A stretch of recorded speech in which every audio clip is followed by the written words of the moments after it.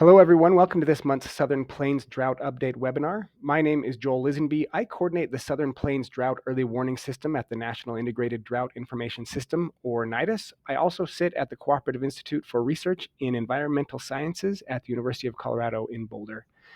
If this is your first time at a Southern Plains Drought webinar, welcome. If you'd like to learn more about the Drought Early Warning System or NIDIS, you can find out more about us over at drought.gov. First, some housekeeping items. On this webinar, everyone is muted and the webinar is being recorded. The webinar recording will be available on the NIDIS YouTube channel and linked from the webinars page at drought.gov/webinars. We will be sending an email when the webinar recording has been posted. If you are not receiving Southern Plains Drought emails, you can sign up at drought.gov or simply scan this QR code. Once there, select Southern Plains from the regional mailing list menu. We will have some time after both presentations for a question or two. If you would like to ask a question, please use the questions box, which is located within the GoToWebinar control panel, and I will read your questions to the presenters. I'm really looking forward to today's presentations. First, we'll hear from BJ Bowley. BJ is a research assistant professor and a regional climatologist at the Southern Regional Climate Center, which is hosted at the Department of Atmospheric Sciences at Texas A&M University. BJ conducts applied climatology research and provides services for end users and stakeholders. Following BJ's talk, we'll hear from Marco Mikosi. Marco is a water resources data specialist for the Chickasaw Nation Office of Natural Resources, working on grants involving technical data-driven deliverables. One example of his work will be the topic for today's talk, called the Juniper Evaluation Tool. It's an interactive dashboard for managing juniper vulnerability within the Chickasaw Nation Treaty Territory for the purposes of providing juniper cover and other important land cover metrics that will help prioritize areas for juniper management and removal. So with all of that wonderful introductions, I'm so thankful to both of our presenters for being here, and I'm going to pass the presenter baton over to BJ to get us started. Okay, let me get things going here. Can folks see my screen, first of all? Yes, sir. Okay, great. All right, well, I'll get started. So as Joel said, my name's BJ Bowley. I am the regional climatologist for the Southern Regional Climate Center, a research assistant professor at Texas A&M in the Department of Atmospheric Science.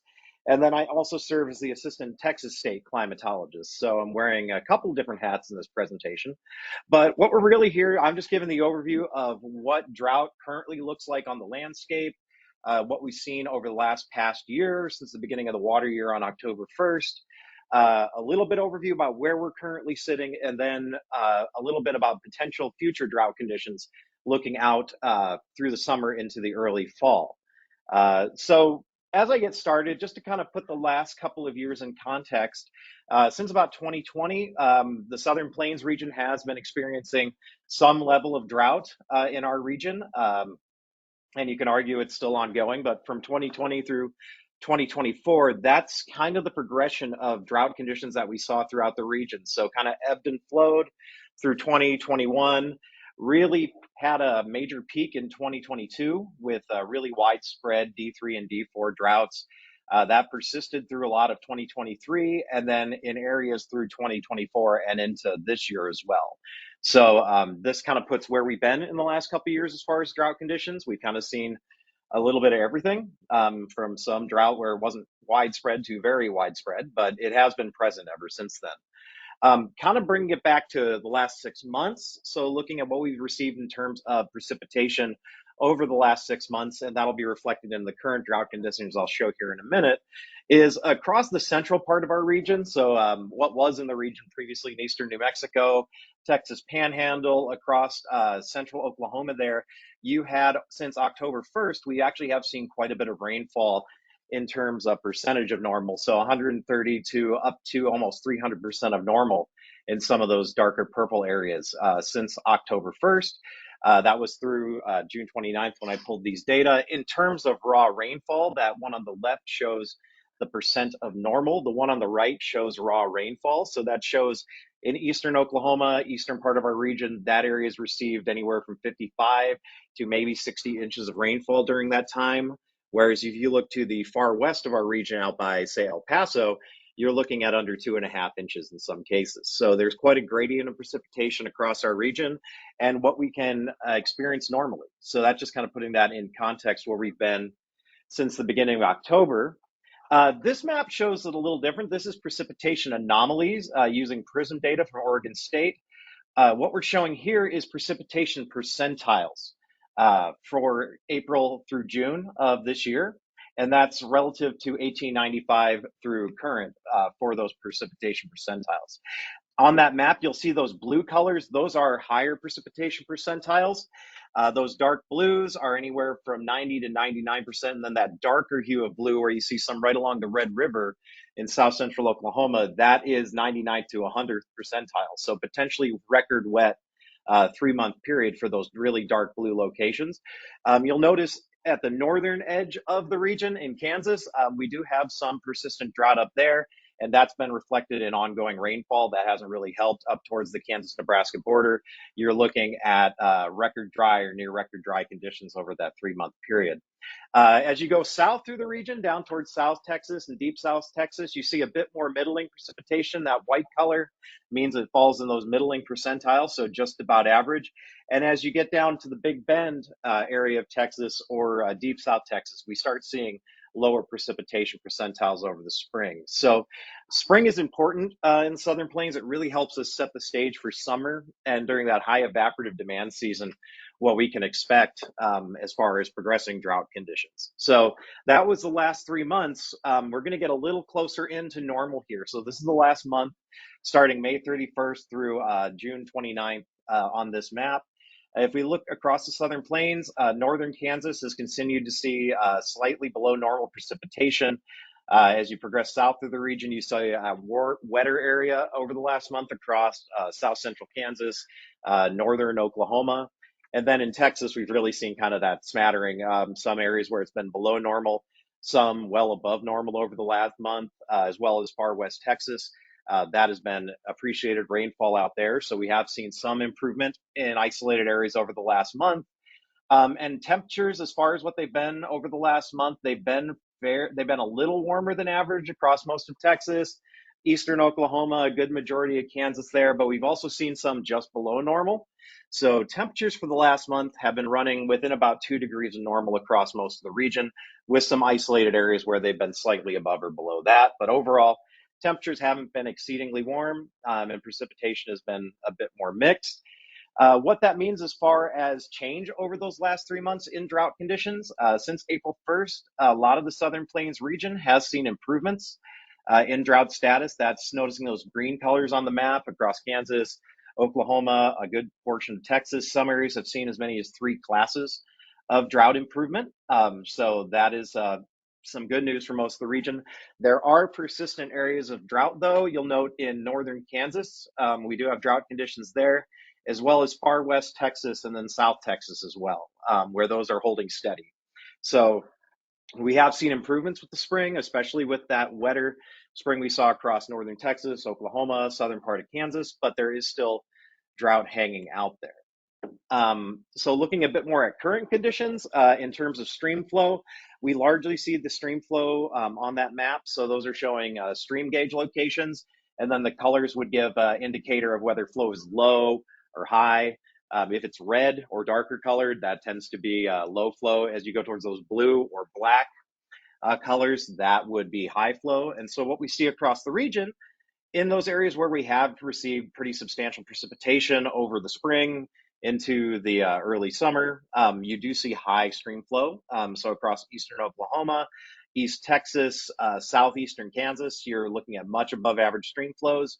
That kind of tapers off towards northern Kansas, where we hit that drought affected region, where stream flows are still running below normal. Texas, most of the streams, save that East Texas portion, are running near normal. As you kind of proceed south and west, you do see more that are still showing those drought conditions. And then in the Texas Hill Country there in the center part and central Texas, that's pretty complex hydrology there. So it's not surprising to see mixes there. But overall, that's what stream flow is looking like. As far as temperatures recently, temperatures over the last week have been higher than average for this time of year. Those dark red colors, if you look north central Oklahoma, you're looking at 6 to 8 degrees Fahrenheit above normal for the last week. Portions of Texas were generally running 4 to 8 degrees above normal. Out in the west, we did see temperatures slightly closer to normal, where we saw some of that precipitation over the last week, as well as deep South Texas and southeast Texas, where we're seeing more cloud cover. North central Kansas has actually been averaging below normal by 1 to 3 degrees over the last week. So hasn't been as much evaporative demand there. So looking at that evaporative demand index, though, so how much is the evaporative demand on the landscape and how much does that change from normal?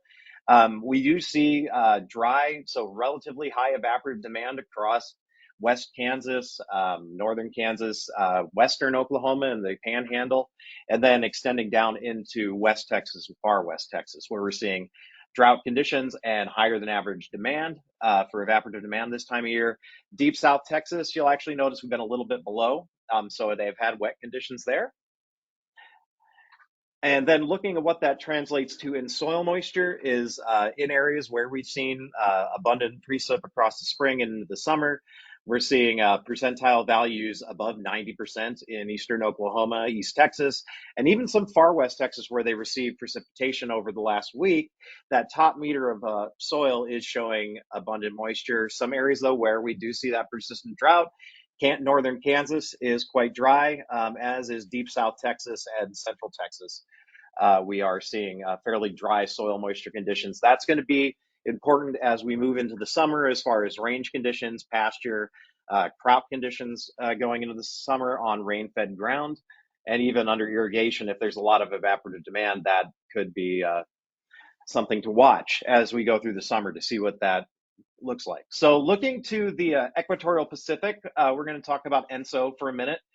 It is summer, so we generally don't see as much direct influence of ENSO on our climate, on our weather during the summer months. The big difference there would be tropical activity, where in La Nina years we tend to see above normal tropical activity and El Nino years below. But right now we're sitting neutral. In the tropical Pacific, we're seeing near average sea surface temperatures. They are slightly below normal if you look in that oceanic Nino index on the upper right corner of your screen, but we are firmly in that neutral ENSO status. Looking at the bottom right, that is the CPC official probabilistic ENSO forecast. So what is El Nino going to look like, or La Nina going to look like moving through the next couple months into the fall and into next winter? It does look like there are increasing probabilities for potentially emerging La Nina conditions, but that still remains under 50% of the forecast. And every time window in that forecast for those 3-month periods shows neutral conditions are more likely to prevail. Though some models are queuing into a La Nina towards the fall and winter months, that waits to be seen if that comes true, but that's something to watch moving into the fall. As far as the week ahead, we're looking at the entire Southern Plains region, save just parts of East Texas, are likely to see some form of precipitation over the next 7 days, and that includes in some drought-affected areas, particularly out towards Big Bend. Far West Texas could see an inch to upwards of 2 inches of rainfall in some of those areas, as well as northeastern Kansas. Looks like they could receive an inch or so of rainfall over the next week as well.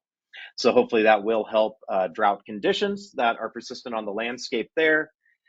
Just looking forward a little bit too, this is outlooks in terms of precipitation and temperature. So these are probabilistic outlooks. So what is the probability precipitation or temperature will be above or below normal? For the next 8 to 14 days, so 1 to 2 weeks across most of the Southern Plains region, we are seeing an enhanced probability of above normal precipitation there in the center part of the country, looking at 33 to 40% roughly. As you transition down towards South Texas, starting about the center of the state, you see that probability drop to near normal conditions. So that's what precipitation may look like over the next 8 to 14 days. Temperatures kind of follow in kind. In areas where we're projected to see more precipitation or higher than average precip probabilities, we're likely to see near normal temperatures. And then as we move south to where we're likely to see near normal precip, we do have enhanced probabilities for above normal temperatures across much of Texas and south central Oklahoma over the next 8 to 14. Looking out the next month for July, what we can expect is in far west Texas, just the perimeter edge of the panhandle out there, we could see above normal precipitation for the month of July. The center part of the Southern Plains region is really looking at equal chances and bracketed by below normal chances for, or below normal precipitation in north central Kansas and then across much of east and south Texas as well. This will be accompanied by enhanced probabilities for above normal temperatures for the month of July. So we are looking at enhanced probability for warm conditions over the month of July. And then taking this just a little further, July through September, so the remainder of summer into that first month of climatological fall. We're looking over much of the Southern Plains region. The seasonal forecast is really giving us an equal chances look for above or normal or below normal precipitation. The only exceptions to that are extreme southeast Texas, and then kind of that northwestern edge of Kansas, where we see potential elevated chances for above normal precip in southeast Texas, and then northwest Kansas is below normal. Much of the Southern Plains region for this period as well is looking at elevated probabilities ranging from 33 to 50% for elevated temperatures, above normal temperatures over that 3-month period looking into fall. And what this means for drought outlooks for this same time period, kind of taking into account where we've been, the current conditions where we're at, and then the seasonal outlooks across much of the region. There isn't currently drought conditions, so it's projected to remain drought free. It does look like drought is forecast to persist in north central Kansas, and then across central Texas, we're looking at persistence, potentially ending the drought or improving it in far west Texas, and then potential for some drought development along the margins of that persistent drought in central Texas through the remainder of summer into early fall 2025. So thanks again, everybody, for listening, and I'll be happy to take questions at the end, but thank you very much.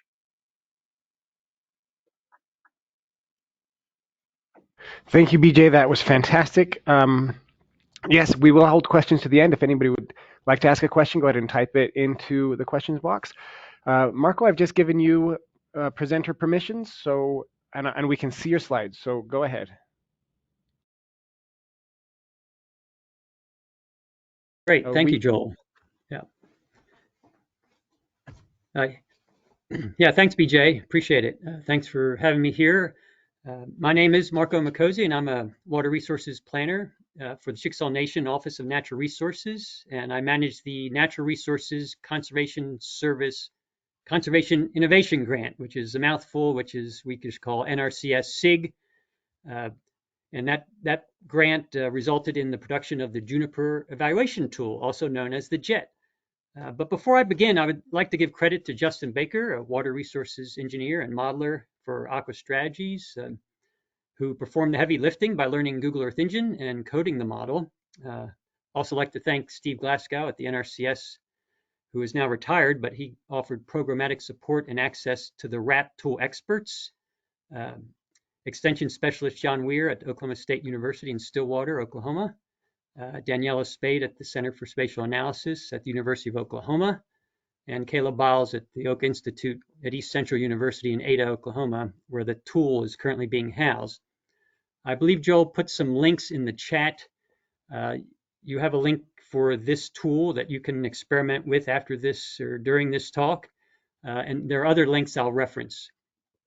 So feel free to enjoy playing around with the tool, and there's a area you can send comments at the bottom of the tool that if you have questions or have problems with the tool, you can certainly send them my way.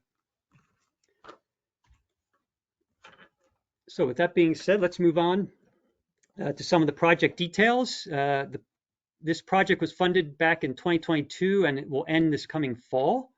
The study area included the Chickasaw Nation Treaty Territory located in south central Oklahoma, which encompasses all or part of 13 counties, as seen on the map on the left. There were 5 main project goals, with the first one leading the way to accomplish the others.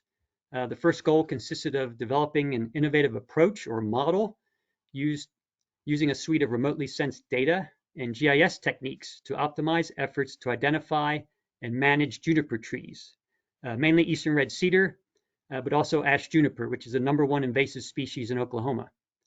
That led to evaluating the economics of juniper infestation and demonstrating the benefits of near-term juniper removal rather than waiting many years in the future as costs increase.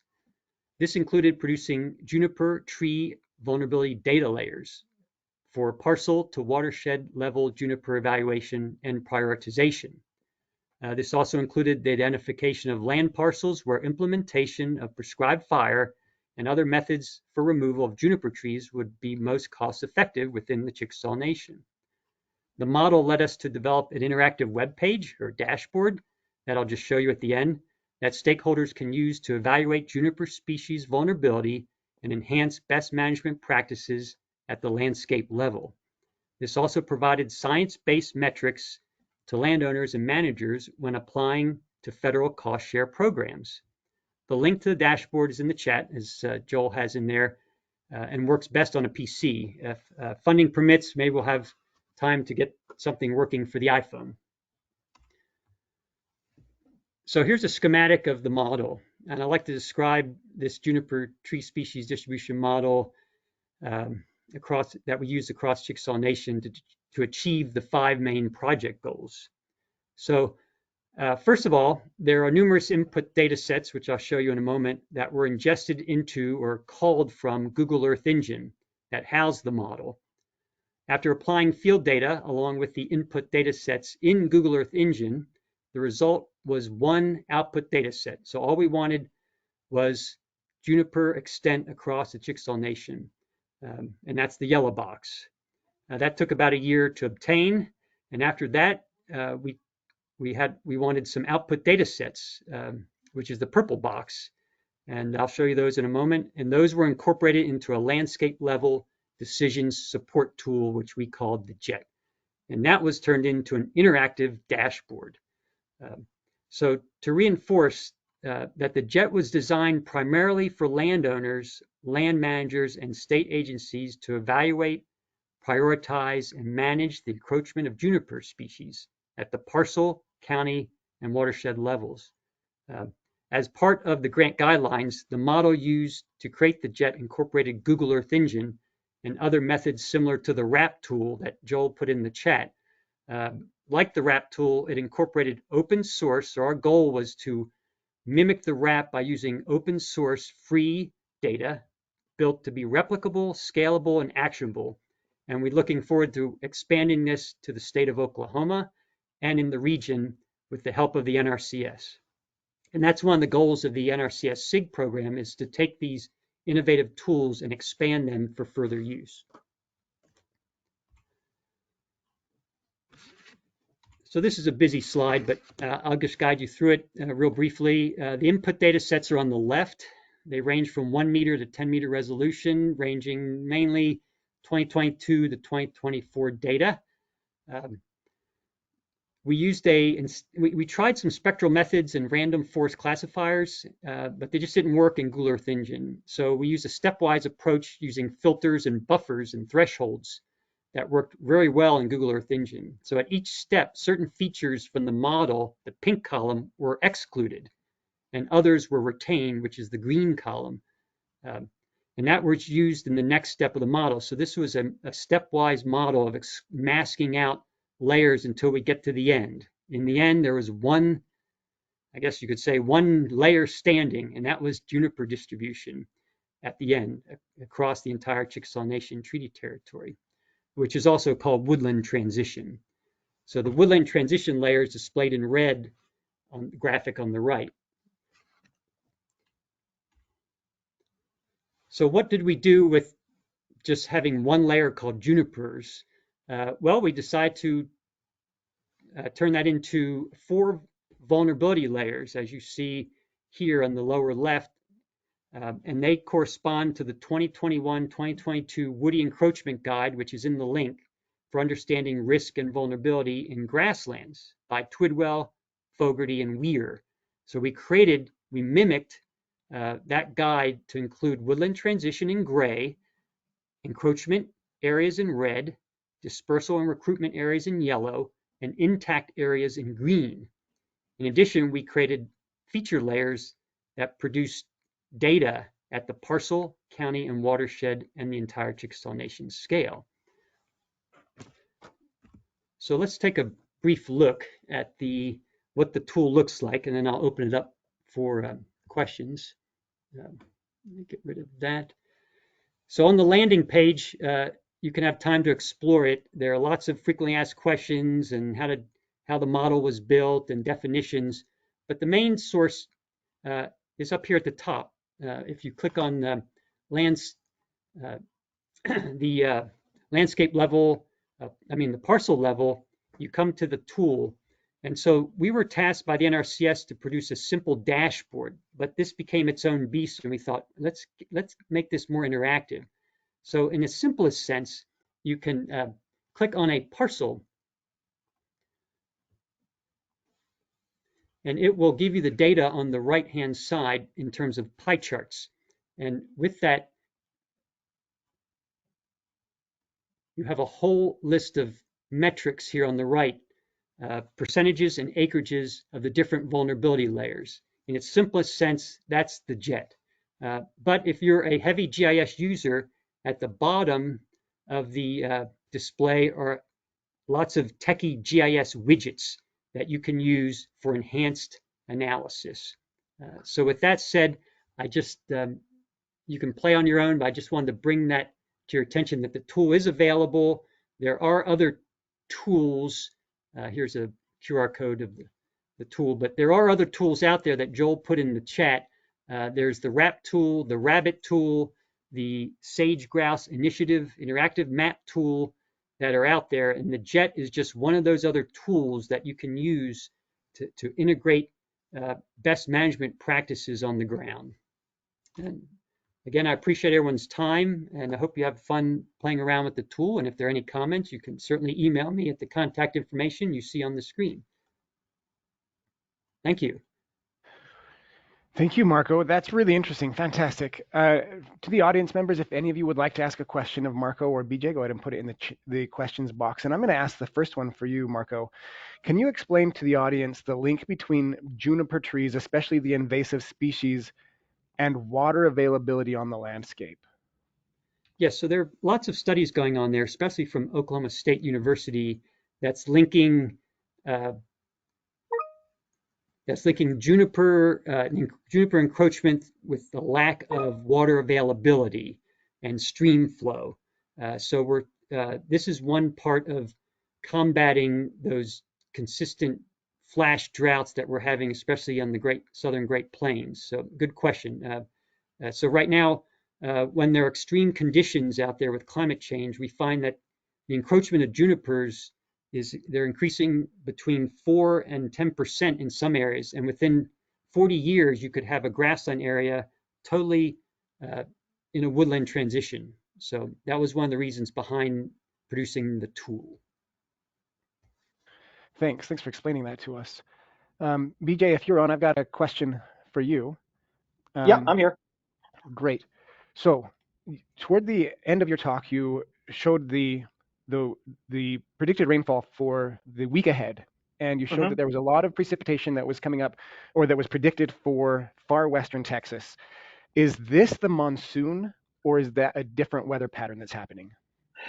Well, I honestly hadn't thought about it, but it is getting to be that time of year where you can see that southwest monsoon push. So I haven't looked at the forecast diagnostic, so I don't have the exact answer for you on that one. Oh, okay. No problem. That's fine. But climatologically, that is a time of year you can get more rainfall out there. So yeah, it's yeah, you're right. They're in the summer, and it is the summer monsoon. It's this time of the year when that would be the monsoon, and it certainly looks very monsoonal. So we'll see how long that lasts and who gets the rain. While I've got you on the horn there, BJ, I've got one other question for you. The floods in San Antonio earlier this month, I guess, no, it's July, so like last month. How did those, well, so the question is, how did those floods impact Edwards aquifer levels? And I think I'm going to interpret that a little bit more as saying that when you showed the the stream flow gauges, the USGS data, there across the Texas Hill Country, there was still a lot of red dots showing low stream flow. Did Right. the floods across the Texas Hill Country, did they have much of an impact on the drought conditions that people are experiencing there? To the best of my knowledge, they're going to have impacts in the areas where it fell, where the water catchment is. So the Texas Hill Country has pretty complex hydrology. So just because it rains in your area doesn't mean it will necessarily affect your local stream. It did lead to some improvement in the area though, and I believe the J17 index well did bounce back a little bit with the rainfall, but they're not out of the woods yet. Okay. So it seems like there was some improvement in the short-term conditions, but long-term drought is still around. Am I interpreting your answer correctly? Yes, that's how I'd say it. And as well as if you think about the drought outlook on that last slide I showed, that area around San Antonio, the Edwards Aquifer, that's where we could see some drought conditions reemerge as Hmm. summer goes on, according to that outlook. So some good relief in the short term. It's going to take, they're in a pretty long-term deficit out there. So it's going to take more of these events to, dig out of that hole over time. Okay. Thanks, BJ. Marco, I've got another question for you. Um, Sure. what, what, how do you hope people will be using this JET tool? And what does, especially the Chickasaw Nation, what are the steps that the Chickasaw Nation hopes that landowners will take to reduce their risk?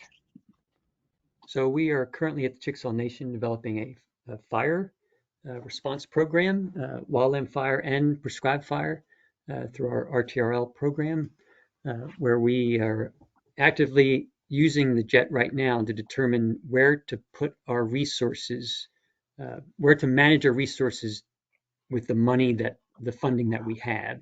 So instead of this shotgun approach of, we look for areas that are vulnerable to encroachment and keeping the open spaces open and the trees or the juniper species at bay, because uh, using the tool, you want to stay away from the gray and some of the red areas because those areas are not going to be easily controllable. But if you get fire on the ground and some mechanical removal in the green and the yellow areas, that you can easily keep the grasslands open. And that's called the bullseye approach. And it's been in the research by Twidwell et al. And all other research. So that's how we're using it at the Chickasaw Nation. Right now, the NRCS is looking at helping to expand this tool to be used for the state of Oklahoma in managing our resources, and we all have limited resources, managing the funding that we have to best promote the practices at the landscape level for landowners, because landowners need science-based data to apply for cost share programs, and this tool gives them that easily, and it cuts time for researchers in the field, especially the NRCS employees who go out in the field and make direct contact with landowners. This saves a lot of time when you have data and maps available to meet the landowners and you don't have to make multiple visits. Oh, that makes so much sense to me. So it's a way to, it just makes, having the correct data makes the decisions and the knowledge of what needs to happen so much easier for the landowners to use. So, or Yes, to do. that's correct, Joel, because we know if you study landscape ecology, we all know that we have a cedar encroachment problem, but you need some data to back it up. And Mm. having data and maps and charts and graphics and figures to show uh, lawmakers is a better way to do it than just saying, hey, I've got a lot of encroachment on my property. I've got potential for wildland fire, as we saw this spring in Oklahoma. We need to be able to better manage encroachment of these juniper species that are also a problem for wildland fire. Got it. Thank you so much, Marco. I'm going to wrap up our webinar there. I'd like to thank all of you for attending today's webinar, for your participation with asking questions and for listening. I really hope that this information was useful and valuable to you. Just as a reminder, this webinar will be posted online at drought.gov/webinars within the next few days. I will also be sending it around an email when the recording is available. As you exit today's webinar, you'll be invited to take a short 1-minute survey about the webinar. This helps us know if we're creating value with these sorts of talks and what sorts of different ideas or things you would like us to provide more information about in future webinars. Thanks again to our two speakers, BJ Bowley and Marco Mikosi, for sharing your time and your expertise and your knowledge with us. And that concludes today's webinar. Thank you all for joining us. Thank you, Joel. Thanks, everyone. Have a good day. Yep. Thanks all.